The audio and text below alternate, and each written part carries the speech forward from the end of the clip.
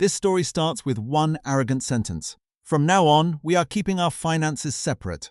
Jason expected Sophia to panic, argue, or beg him to change his mind. Instead, she agreed happily. Then came the pink food labels, the locked pantry, the lonely hot dogs, the ruined family dinner, and the mother-in-law who suddenly regretted every word she had said. But the real twist is not the revenge. It is what happens after Jason apologizes, because forgiveness does not always mean love survives. Now on, our money stays separate. My husband claims he's tired of carrying me.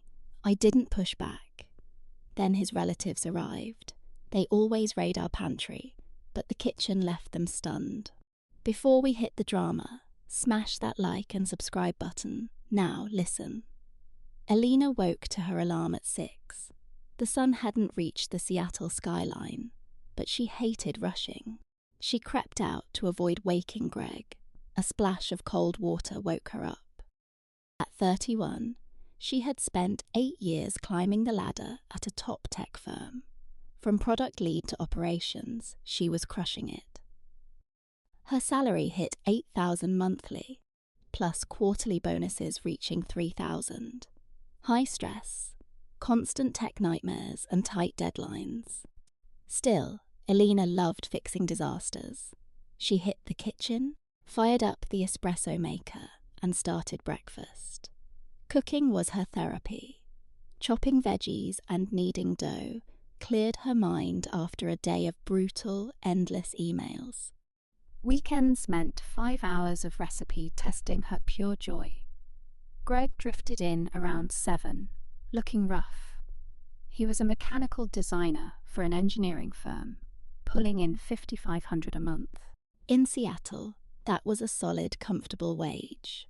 5 years ago, when they married, Alina set the tone: no outdated gender roles. She wasn't playing the traditional housewife. Greg nodded then, barely listening. Later, life took over, and Alina naturally claimed the household chores, not because she had to, but because she liked the order. She loved a clean home. Cooking became her escape, and Greg never asked for it. He just grew to expect it. That morning, they ate avocado toast with smoked salmon and fresh orange juice. Greg scrolled through his phone in silence. Alina finished her coffee and watched him.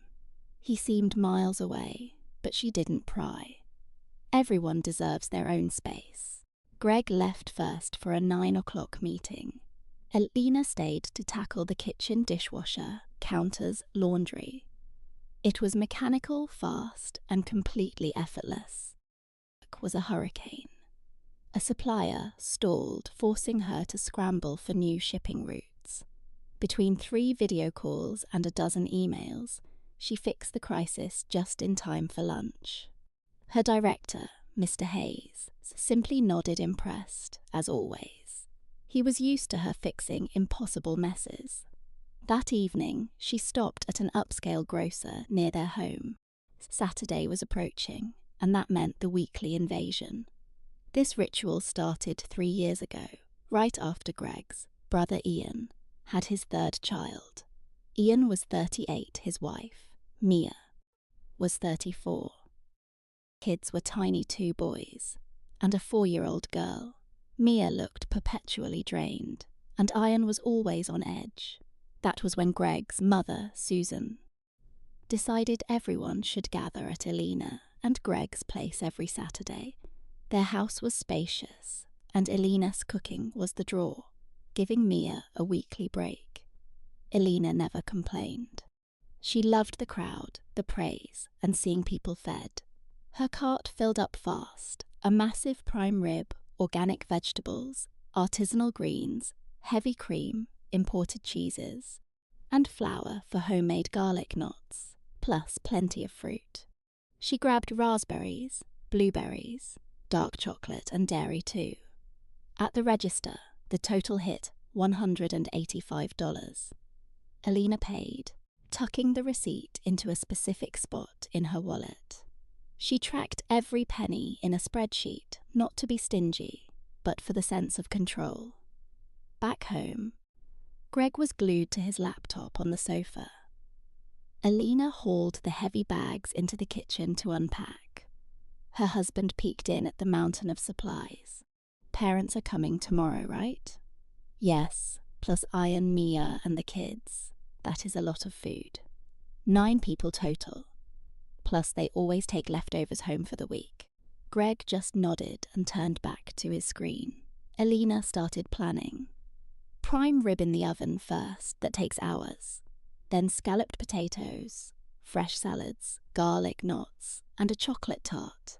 Saturday morning, she was up early, apron on, prepping the meat to the sound of soft jazz.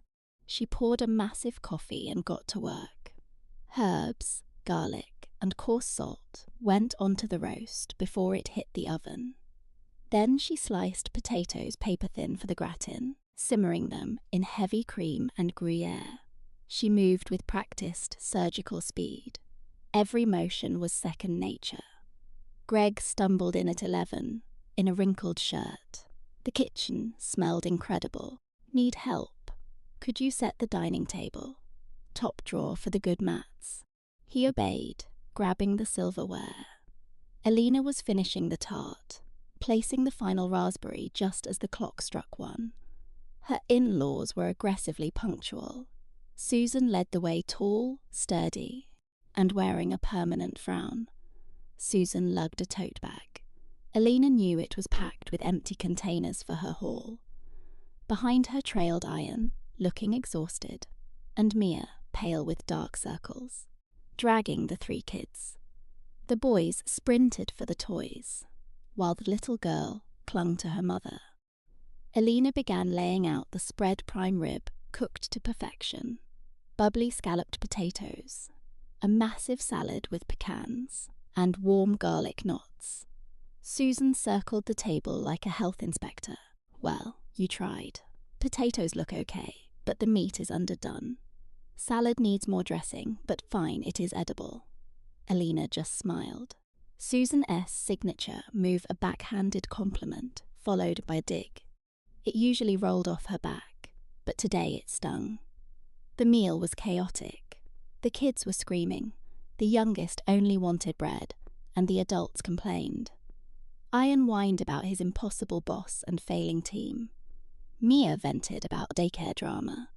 Susan griped about her social security check. "Can't survive on this money anymore," she complained. "Prices are just insane." Greg stayed quiet. Alina was silent too, just watching them. The joy of feeding people was gone. After the feast, Susan immediately pulled those empty containers out of her bag. She started scooping, a huge hunk of prime rib, all the leftover potatoes, half the salad. Alina watched as 5 hours of work and nearly $200 of groceries vanished into plastic tubs. She used to call it normal. She told herself it helped the family. But as she watched her mother-in-law pack it all away, a sharp irritation spiked in her chest. Maybe it was the critique, or just the weight of 3 years piling up. Guests left by 6. Greg cleared the table while I wiped down counters, saving enough leftovers for a light dinner. Once the house was quiet, I sat at my laptop and opened the budget spreadsheet I had managed for years. Started in college when every dollar counted. I logged yesterday's grocery bill of $185. Curiosity got the better of me, so I checked past weekend dinners. 160, 175, 190, 150, 200. I fired up the calculator and started adding $9,000. That is what I had spent on weekend meals for his family in just 1 year. I sat back, stunned. That number did not even include our regular groceries, bills, cleaning supplies, or holiday gifts. I had never tallied the cost of catering to his family. I just cooked and enjoyed hosting. But seeing that figure in black and white changed something. I did not feel rage, just a cold, sharp clarity. Anger is a waste of energy. Still, the balance was clearly broken. I provided the funds and the labor, only to get critiques on my cooking. I closed the laptop and headed to the kitchen to prepare a salad with whatever scraps remained. Greg was watching basketball in the living room. I joined him with tea. The next week, he seemed distracted. He would come home, eat in silence, and scroll through articles on his phone, looking troubled. I let it be. Everyone has their own burdens. Wednesday night, he suddenly spoke up. Peters told me an interesting story today. Who is Peters? A new guy in engineering, mid-40s. Divorced. I kept eating my salad. What did he say? He was talking about his divorce settlement. His ex-wife got half the house despite not working for years, and now she wants alimony. He says his biggest mistake was the joint bank account. The judge ruled she was entitled to half of everything. I looked up from my plate. Why are you telling me this? Just sharing his experience. He says if they had kept finances separate, the divorce would have been way cleaner. She could not have claimed a cent. I see. He thinks it is smarter for modern couples to keep money separate. Everyone handles their own costs. You know exactly what you spend. No lack of control. I finished my salad and wiped my mouth. Greg, if you have something to say it directly. Stop using your coworker as a mouthpiece. No, I was just thinking about it. Okay. I took my plate to the sink. I hate games. If he wanted to change our setup, he should just say it. The next day, he was just as quiet. I made salmon with rosemary. He sat at the island, scowling at his phone again. I caught a glimpse of his screen, an article on financial independence in marriage. I stayed silent. After dinner, I washed dishes while he retreated to the living room. Through the doorway, I watched him searching online. He was building up to something. I would not rush him. He would say it when he was ready. Friday was busy, so I stayed late at the office. I got home, late, wiped out. Greg just warmed up leftovers. We ate in total silence. Saturday started way too early. By 8, I was at an upscale market buying fish for a salt-crusted bass. It was pricey, $35 a pound, so I grabbed a big one with organic produce and fancy cheese. The total hit $170 back home. I packed the fish in a thick salt crust, shoved the tray in, risotto, fresh greens, the works. By 1, the table was ready. The in-laws arrived right on time. Brenda walked in, sniffing the air. Smells like fish. Sea bass, these prices. I stayed quiet. She wandered off. The meal was a hit, perfect fish. Even the kids loved it. Mark seemed happy, though Brenda grumbled. The risotto was mushy and the lemonade was tart. Typical. She couldn't leave without a jab. I thought about the $170 an hour of work that meal cost. As we finished, Brenda grabbed her plastic containers. Then she locked eyes with me. Hey, Chloe, did you know young couples are splitting their money now? I froze. Separate. Yeah, each person covers their own expenses. Claimed it was just more convenient. Avoids money fights and builds character. I set the plates down. Where did you read that? On the internet. Lots of articles. I sent one to David. Right, honey? David went bright red and nodded. My mind went cold. I finally saw the whole game. Brenda had planted the idea. He had talked to his toxic manager, and now she was pushing it in front of everyone. I see, I said. Brenda, feeling bold, kept going. I read that joint accounts are outdated. Since you both work, why not be independent? It is the modern way. Very modern, I agreed. She kept talking, fishing for a reaction. You work hard, Chloe. Try it. Everyone keeps their own cash. Total freedom. I nodded and headed to the kitchen with the dishes. Behind me, she started packing her containers. She took half the fish, all the risotto, and the lemonade. A free haul for her week. They left late. David cleaned in silence while I loaded the washer. We were done talking. Once the kitchen was spotless, I retreated to my home office and pulled out my box of receipts. I downloaded my bank statements and started crunching the final numbers. Weekend dinners for his family cost $9,000 a year. Our groceries were $6,000. Utilities were $3,000. Split, that is $1,500 each. Cleaning supplies cost $1,200. Plus my clothes were $1,500. I was ready. Crunched the numbers. Gifts, holidays, and regular bills ate up almost my entire $8,000 monthly salary. I was left with just $500 for myself. Meanwhile, David contributed a measly $150 to shared costs.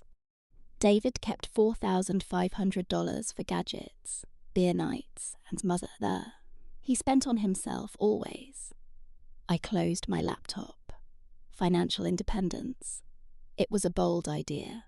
I wondered how long David could actually handle it. Tea, smiling. A fascinating experiment was starting. David had been acting restless, clearly itching to say something. I watched him like a scientist at a lab bench. He brought up his manager, Paul, and some article about money. Claimed shared finances lead to resentment. I kept chopping tomatoes. I asked him if he felt taken advantage of. I gave him zero help. Let him sweat. Wednesday night. He was waiting on the couch when I got home. He was silent. After my shower, I found him picking at a pillow. He finally told me we needed to talk. I waited. He looked anxious, pinching the bridge of his nose. I knew that tell he wanted to change things. Suggested managing money separately. Modern, fair, and conflict-free. I asked if we even had any financial conflicts at all. I pressed him. Why the sudden need for freedom? He finally blurted it out, terrified of losing his nerve. He told me he was tired of supporting me. Cold, hard silence, the words expected had finally been spoken. I smiled slowly. He braced for a fight, but I agreed. I loved the idea of separate, modern, equitable finances. David was stunned. He had rehearsed a huge argument, but instead he got immediate, cheerful compliance. I kissed his cheek and went to bed, leaving him totally confused. He didn't know whether to cheer or panic. Felt ice cold. David wanted his own way. He was going to get exactly that, plus the consequences. I was a woman of action. I rose early, dressed sharp, and prepared for a very different kind of morning. David was still snoring. I cooked breakfast, but only for myself. 3 eggs, some salt, a hot sizzling skillet. I added avocado and premium lox to my sourdough toast. I sat at the island, checking emails while I ate. I enjoyed every bite. David finally shuffled in, freezing when he saw the single-place setting. I ignored him completely. He demanded his breakfast. I told him to cook his own, citing the new rule of separate, individual financial responsibility. Floored, he marched to the fridge and threw it open to find everything labelled with bright pink stickers. Every single item was marked mine. I told him that separate management required physical separation. He looked absolutely horrified. I stood up, cleaned my dishes, and grabbed my bag. I reminded him that I was just following his rules. I left him staring at the sea of pink stickers. He chugged some water and stormed out, slamming the door. I smiled, driving to work. At lunch, I treated myself to a $45 salad and wine pure bliss. I opened a new high-yield account, moved $2,000 over and locked it away. His money was his problem. After work, I hit the local market. I grabbed a cart and wandered the aisles, ignoring the usual family staples. Today was for me. Jumbo shrimp, the ones David called overpriced, and 5 ripe avocados he refused to touch. A hunk of sharp blue cheese that made him gag, a fresh sea bass fillet, asparagus, mountains of berries, Belgian chocolate, a crisp wine, premium coffee pods, and the expensive olive oil. Everything for me. I grabbed organic greens, fresh herbs, and sparkling water. The bill hit $220. I paid without a flinch, my money, my rules. David was home when I arrived, slumped on the sofa, staring at his phone. I hauled the bags to the kitchen. David didn't budge. I put my shrimp and fish in the top freezer drawer, labelled with a pink sticker. Avocados, cheese, and berries went onto my own fridge shelf. Coffee and chocolate followed suit. I pulled out a small pantry cabinet I had picked up on the way home, set it in the corner, and padlocked it. I looped the key onto a chain around my neck. David wandered in, eyes wide at the locked cabinet. What is that? My pantry.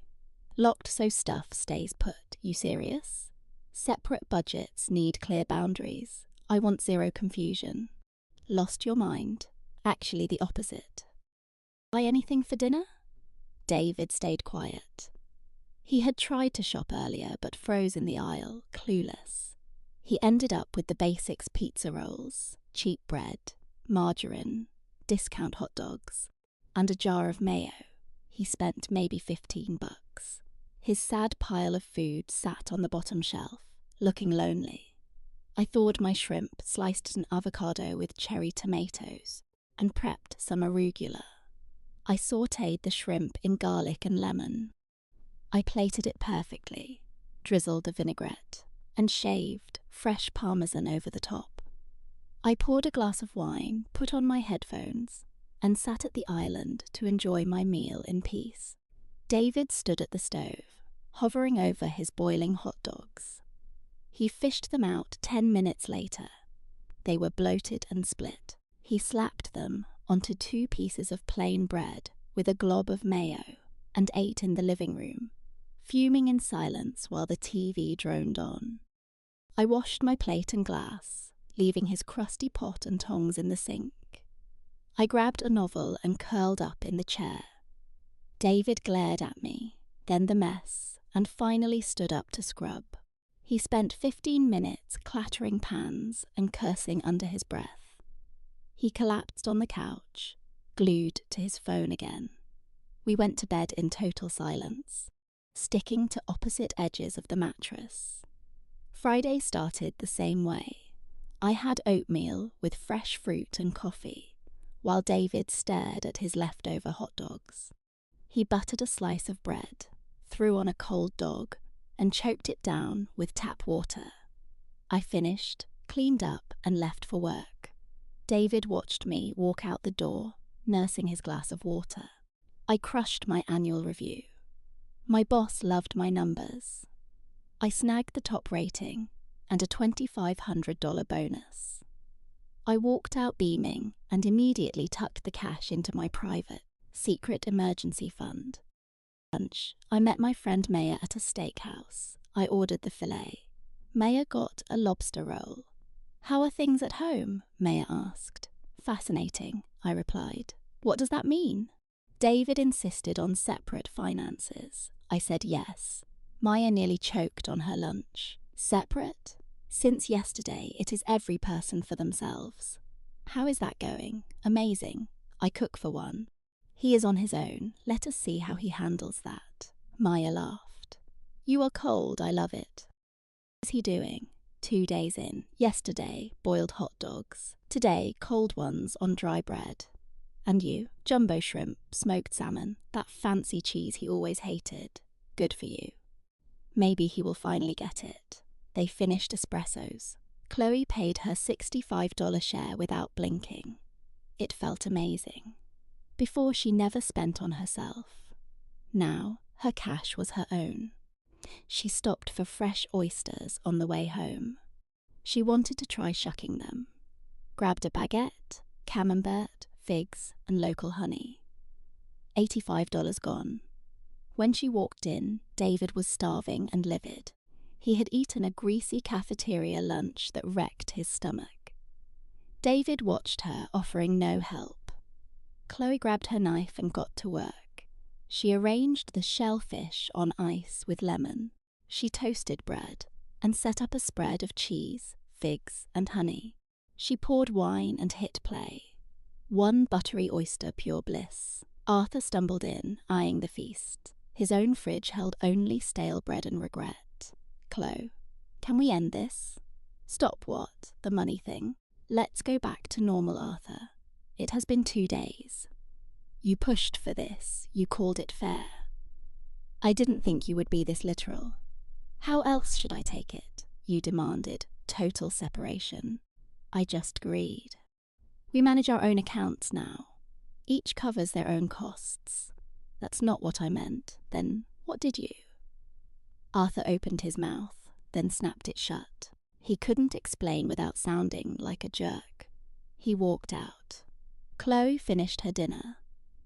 Arthur sat on the couch, hungry and fuming. Eventually, he stomped into the kitchen. Chloe heard clattering and burning oil. 20 minutes later, he returned with rubbery, charred eggs. It was Saturday. Usually, Chloe spent dawn prepping a massive feast for his family. Today, she slept until 10, no rush. Arthur rolled out at 11 and froze. Chloe, my parents are coming over today. Chloe didn't look up from her book. Yeah, I remember you going to start cooking? No. Arthur stood paralyzed. What do you mean? No, we have separate budgets. I don't cook for guests that aren't mine. You want to feed them. You cook or you order out. Chloe, you can't do this. Not. They are family. You always cooked for them. We used to use joint money. Now we have separate accounts. Host them on your own dime. The rules changed the rules you set. Arthur grabbed his phone and bolted to the balcony. He tried to get his mom to cancel, but she was already on her way. 1 hour out, he walked back in, face pale. They are coming. What do I do? I told you. Cook or order food, you still have time. I need advice. I have never cooked for a crowd. The web has millions of recipes, or I could hire a caterer. Delivery costs a fortune, though. Cooking is cheaper. Help me out. Arthur paced, grabbed his jacket, and bolted. Sarah heard his engine roar as he peeled out. She went back to her book. 40 minutes later, Arthur sprinted inside, dumping bags on the island. Deli potato salad, frozen pizzas, wings, lasagna, cheap sushi, and a grocery store cake. Cranked the oven to 450, shoving it all in. Sarah walked in for water, took one look at the chaos, smiled, and left. Arthur was spinning, checking the oven. Some burned while others stayed frozen. At 1 p.m. sharp, the doorbell rang. Sarah opened it. Brenda stood there with empty food containers alongside Mark, Jen, and the kids. Her mother-in-law wrinkled her nose. What is that smell, Sarah? What did you cook? Nothing. Come in. Brenda marched into the living room. Sarah sat down and opened her book. You are reading on a Saturday with guests? Yes, it is a thrilling chapter. Get comfortable. The family sat, looking awkward. The kids rushed to the playroom. Mark and Jen shared a glance. Usually, the table would be set for a feast. Today, the room was empty. Arthur ran out of the kitchen sweating. It is ready. Everything is ready. I will set the table. Started bringing out the food. Deli salad in the plastic tub. Pizzas charred black, doughy in the middle. Wings scorched and bleeding. Lasagna was a lukewarm, soupy disaster. Sushi sat sweating in its tray. He tossed down paper plates. Brenda stared at the spread, horrified. Son, did you cook this? Well, I bought and heated it. Sarah did not cook. His mother spun towards Sarah. Why on earth not? Sarah marked her page calmly. We manage our money separately now, remember. 3 weeks ago, you said that was convenient. Arthur took your advice. Everyone is responsible for themselves now. I cook for myself with my money. If Arthur wants to host, he cooks with his money. But we are family. You are Arthur's family. He can spend on us, and he did with his money. My money stays my money. Brenda opened her mouth but had no words. Mark chuckled. Jen bit her lip to stop laughing. Dinner began in tense silence. The potato salad was bland. The pizza tasted like ash. The wings were rubbery. The lasagna was cold inside. The sushi was mush. The kids refused to eat. And the youngest started wailing for real food. Jen tried to soothe her. Brenda sat stone-faced. Mark chewed a charred crust in silence. Jen just drank water. 20 minutes later, they all quit pretending. They sat there in aggressive silence. Usually, this was when coffee and dessert were served. Today, you could hear a pin drop. Finally, Brenda snapped. "Arthur, would you mind explaining what is going on here?" Arthur squirmed. "Mom, Sarah and I decided to split our finances. Everyone pays for their own expenses. Why would you do something so stupid? It is modern, it is fair. You said so yourself." Brenda turned purple. "I did not mean this." "Then what did you mean?" Sarah closed her book. She walked to the table and sat down. "Brenda, 3 weeks ago you lectured me about separate finances. You said it was convenient and fair." Arthur agreed. "Now we do things separately. The problem is, you are making a fool of yourself. You are letting your husband starve." "Not letting anyone starve. Arthur is an adult. He can cook or order out. He has his own paycheck. But you are his wife. You have obligations. My obligations as a wife do not include providing free catering to my husband's relatives every single Saturday. I work full-time. I earn my own salary. I pay my half of the bills. We are equals." Brenda's face flushed deep red. "You were never this cold." "No. I used to cook for you with joy because we were a family. But since you insisted we operate as separate entities, we are not a family. We are individuals responsible for ourselves." Mark let out a sharp, dry laugh. "Arthur, Sarah is right." "Mark!" his mother gasped. "Mom, drop it. She is 100% right. We got used to coming here and eating for free off Sarah's diamond labor. She spent a fortune and hours cooking for us. We have been absolute freeloaders." Jen nodded. "Your brother is right. I always felt guilty, but you kept saying it was normal." "I did love it," Sarah said, "as long as our budget was shared. Now that it is separated, the rules have changed." Suddenly, Brenda stood and grabbed her bag. "We are leaving." Mark and Jen gathered the crying children. At the door, Mark turned to his brother. "Arthur, think hard about what you are doing. Sarah is not the villain here. You started this idiotic game." The door clicked shut. Arthur stood alone in the dining room, looking at the ruined food, dirty plates, and the closed door. Then he looked at Sarah. She walked back to the couch, opened her book, and started reading. "Arthur, please tell me we can stop this now. Back to how things were. It has been 3 days. Are you giving up on the financial independence you begged for?" "I am not giving up.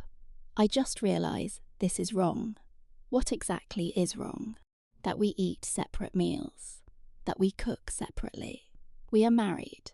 We should do things together." "Then, why did you demand separate finances?" Arthur stayed silent.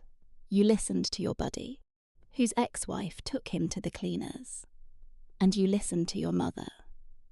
You genuinely thought I was taking advantage of you. Am I wrong?"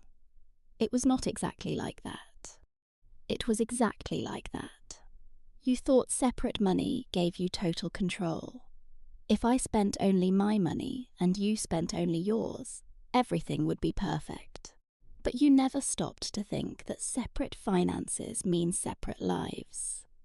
Complete individual responsibility for everything in the house."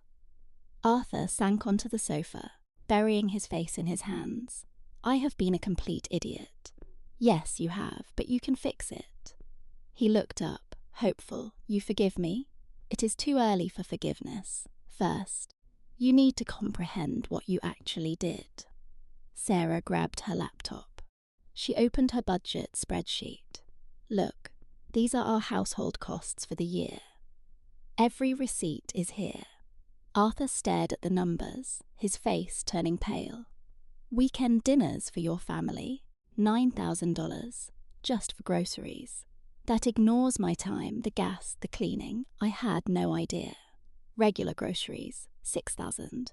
Utilities, $3,000. Supplies, $1,200. Gifts for both sides, $2,500. Sarah walked him through every tab. Arthur looked like he had seen a ghost. Out of my $8,000 monthly salary, nearly everything went to our shared life. I kept maybe $500, Sarah. And you? Out of your $5,500 salary, you put in $150. The rest, over $5,000 every month, went to your watches, bar tabs, and your mother. Where is the fairness, Arthur? He had nothing to say. Sarah shut the laptop. That is why I separated our finances, so you could see exactly what I pay for my reward. Being told my roast was slightly overcooked. She stood up and left. Over, then we talk. She stormed out, slamming the door. Arthur sat there, head spinning. He never crunched the numbers. He just assumed Sarah handled everything, the cooking, cleaning, the house. He thought it was normal. In reality, he was a total deadbeat, living in luxury, fully subsidized by his wife, while paying zero. Then he had the nerve to claim he was tired of supporting her. That night he tried cooking. Boiled pasta with cold sauce. An absolute disaster. Choked it down. Sarah walked out, seared a perfect steak, and ate at the island. He sat in the living room. Silence. Sunday felt suffocating. Arthur tried to clean, but didn't even know where the supplies were. He vacuumed once and quit. He tried doing his own laundry, used the hot setting, and ruined his best sweaters. Sarah ignored him. She worked, read, and watched movies, treating him like a ghost. That afternoon, his mother called. He stepped out to the balcony. A brutal talk. Brenda demanded an apology, laying on the guilt. Caleb tried explaining the budget, but she shut him out. He looked crushed walking back in. Alina noticed but stayed silent. They slept on opposite sides of the bed. Caleb lay awake, but Alina rested easy. Monday began week 2. Caleb left early, skipping breakfast. He couldn't cook, and those daily coffee runs were bleeding his bank account dry. Alina enjoyed her morning routine, then hit the office at a dead sprint. A supply chain mess kept Alina glued to her phone for hours. At lunch, she chatted with an accountant about the weather, not a word about her marriage. She never aired her dirty laundry. Caleb got home late that night. Alina had already finished a meal of scallops. He checked the fridge. Just half a loaf of stale bread, and one sad, lonely hot dog he had forgotten to shop. He chewed the dry bread, washing it down with tap water. Alina watched a movie on the couch, ignoring him completely. Tuesday through Thursday, the misery dragged on. Caleb scavenged at the office cafeteria or grabbed fast food. In 1 week, he burned $300 on junk. His dress shirts were a wrinkled mess he couldn't iron. The bathroom was filthy he couldn't clean. Dishes piled up everywhere. Meanwhile, Alina was thriving. Gourmet meals, crushing work goals, drinks with friends. She looked amazing. By Friday, Caleb reached his breaking point. He found Alina in the kitchen making duck. It smelled incredible. He sat at the island, watching her. His voice cracked as he finally spoke. "Alina, can we talk?" She turned coolly. "I am listening. I am sorry. I am so deeply, truly sorry. I get it now. I was wrong. I was selfish. I took you for granted, please." Can we go back to a joint budget and a real marriage? Alina turned off the stove, wiped her hands, and sat across from him. But under my rules, anything, I will keep a strict log of all spending. You will have full access to every cent at all times. Transparency. Agreed. Monthly family dinners, not weekly. We decide the menu beforehand. Understood? Yes. No more free meals for your family. My kitchen is not a takeout window. Agreed. You never bring the toxic advice of your buddies into our house again. If we have a problem, you talk to me, not them. Promise. Alina stared in silence, and finally you will acknowledge that I am not a leech you support. I am your equal. I contribute just as much as you, if not more. By God, I know that now. I admit it. Then fine, we go back to a joint budget. Caleb reached to hug her. Alina stopped him with a hand to his chest. Hold on, I forgive you, but I do not forget. Those words that you were tired of supporting me. They stick, Alina. I was just being an idiot. I know, but the words were spoken. In a crisis, you blamed me instead of having my back. That changed something permanently. She returned to the stove, but pulled out a second duck breast. Caleb sat at the island, a cold knot in his stomach. He realized he'd broken a core pillar of their marriage, and it was his fault. A week later, Alina hadn't fully merged the accounts. She looked at him with cool, sharp eyes. Too soon, Caleb. You still don't get it. He pleaded, but she wouldn't budge. Separate finances stayed in place. Caleb kept surviving on fast food. His clothes stayed rumpled, his home messy. He was blowing through cash while living worse than ever.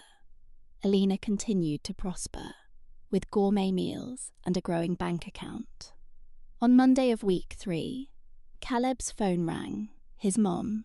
We are coming over Saturday. We miss you. He froze. Mom, maybe not? Things are tense. What things? We can't visit our son? We will be there at 1. For lunch. Mom, wait, no buts. See you Saturday. Click.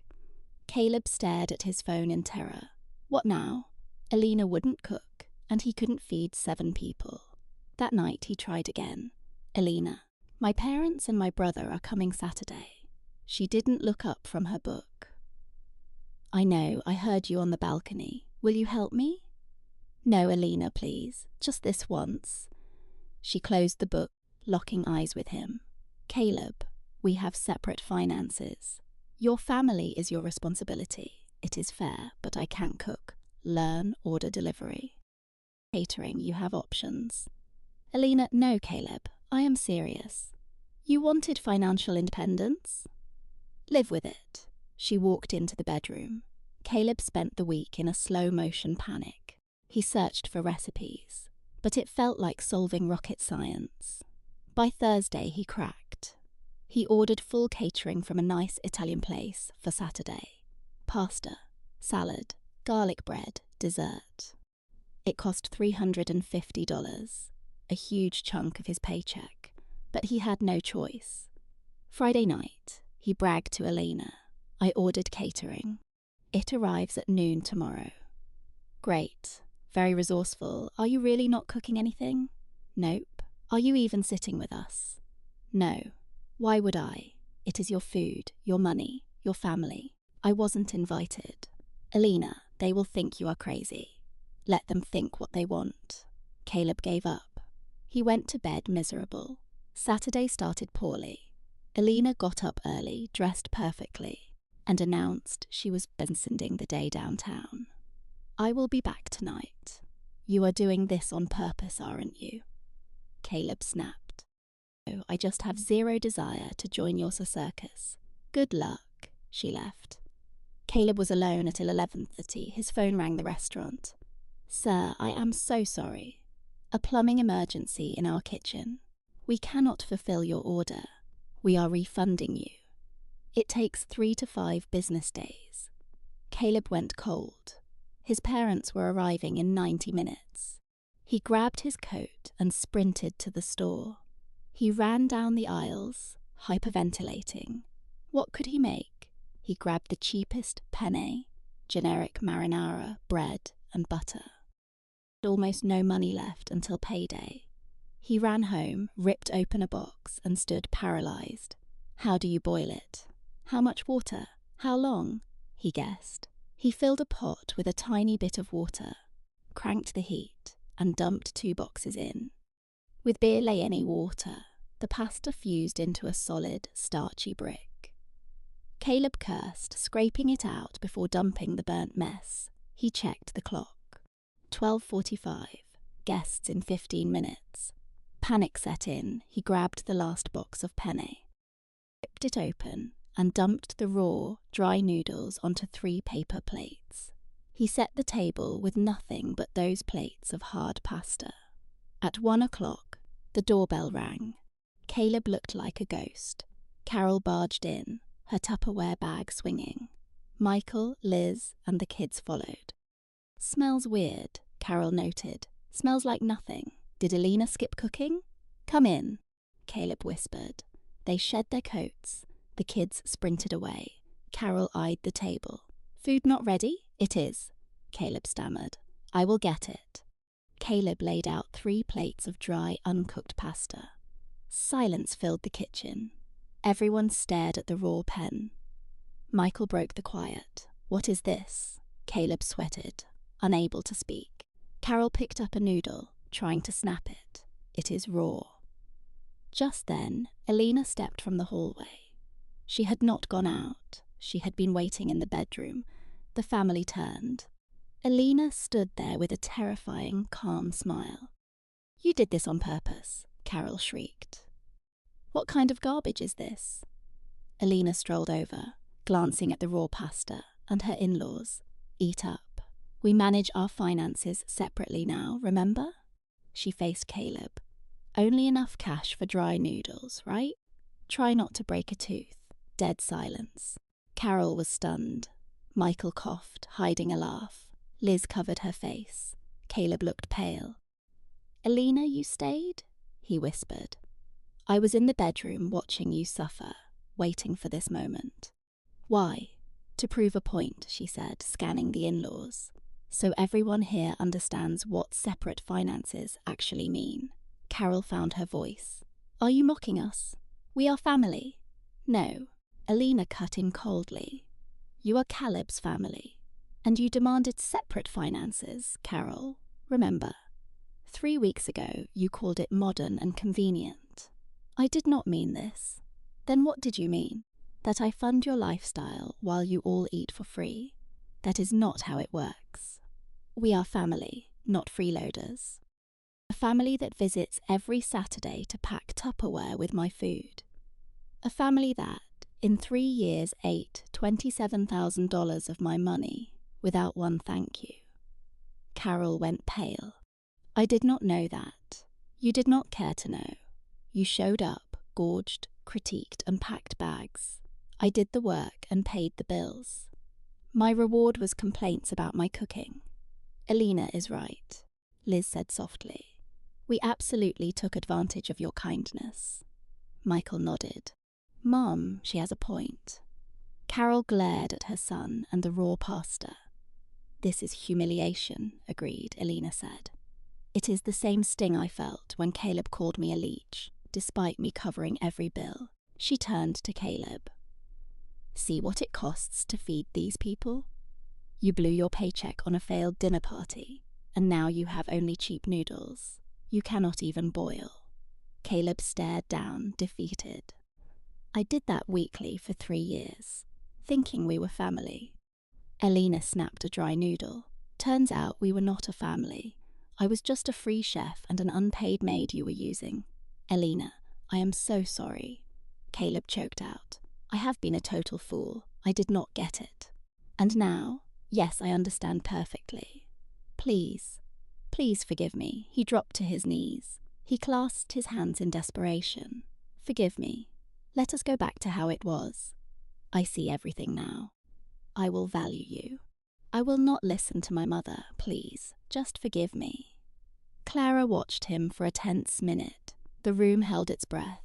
Get up, Julian. He scrambled up, his face stained with tears. I forgive you. Julian let out a ragged sigh and reached for her. She stopped him with a sharp look, under strict conditions.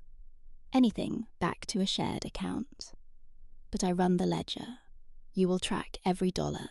Agreed. Monthly family dinners only. Agreed. No more cheap food storage containers, ever. Eat what you are given. If you want takeout, pay for it yourself. Brenda flinched, but Richard silenced her. It is fair. Julian nodded frantically. Done. No more meddling in our marriage. If you have a problem, tell me directly. I swear. Clara's voice turned icy. Finally, admit I'm not a dependent. I am your equal partner. I carry this household, and you will respect that. Julian nodded wildly. Still weeping, yes, I swear you do everything for us. You are the best thing that ever happened to me. I am so sorry, Clara sighed. Fine, joint finances start Monday. Julian lunged to hug her. She patted his back stiffly, then pushed him away to face his parents. Brenda, please stop giving marriage advice when you know nothing about our bank accounts. You nearly ruined us. Her mother-in-law stared at the floor. I am sorry, Clara. I never thought it would lead to this. I know. That is why I am letting it go. Diane hugged Clara. Thank you for hosting us. All those years we were awful. Richard stepped forward. Clara, you are a leader. You taught us a harsh lesson. The kids ran in, stopping at the table. Where is dinner? Why are there just dry crackers? Everyone looked at each other. Laughter finally broke the tension. Clara smiled and headed for the kitchen. I will whip something up. The kids should suffer for your ignorance. She unlocked her pantry. In 30 minutes, she served fluffy omelettes, fresh sourdough, and a charcuterie spread. It was a simple, satisfying meal. They ate in a strange, quiet atmosphere. It was a transition. After lunch, they left quickly. At the door, Brenda hugged Clara awkwardly. Thank you for forgiving us. And Julian, you have a strong woman. I just do not tolerate injustice, Brenda. They left. The door clicked shut. Julian looked at her with guilty eyes. Clara, did you really forgive me? Yes, Julian, I did so. Things go back to normal? Clara stayed silent. No, it will be different, not necessarily worse, just changed. Because of what I said, yes. Something snapped between us. The blind trust. The certainty that we were an unbreakable team. Can I fix it? Time will tell. Julian nodded slowly. He knew this was his final chance. If he ruined it, there was no coming back. They cleared the table in silence. A life went on. But the foundation had shifted. A month passed since that Saturday. Julian truly changed. He turned sweet overnight, did chores without a word, even asked about my marketing career. He cut off the girl from work, only talking shop. Brenda was different too. Came over once a month, ate dinner, thanked me and left with no complaints. On the surface, things felt normal again, but inside, I felt the crack. I looked at Mark and did not see the partner I trusted with my life. I saw a man who could turn on me instantly.